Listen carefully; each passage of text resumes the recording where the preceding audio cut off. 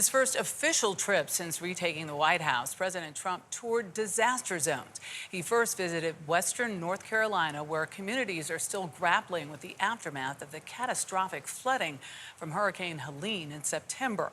While there, Trump said he was considering dismantling FEMA and possibly shifting more disaster management responsibilities to states.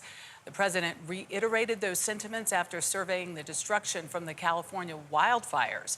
Jonathan Vigliotti has more on the West Coast visit. As Air Force One touched down in Los Angeles, fires were still smoldering throughout Southern California. I don't understand what's happening. We can't get a break. One of the worst weather disasters in U.S. history has left behind overwhelming devastation. At least $250 billion in damage. President Trump met with firefighters and residents here in Pacific Palisades and saw the rubble firsthand. Not even believable. It's really not believable. I don't think you can realize how rough it is, how devastating it is until you see it. Even when the president met with hurricane victims in North Carolina Friday morning, he had California on his mind.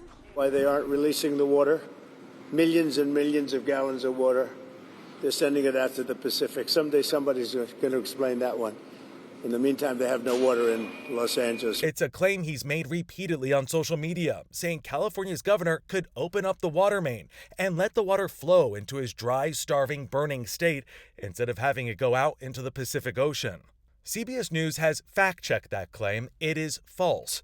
Experts have told CBS News that additional water from other parts of the state would not have made a difference to the firefighting response. Data shows most of California's reservoirs at or above historic levels.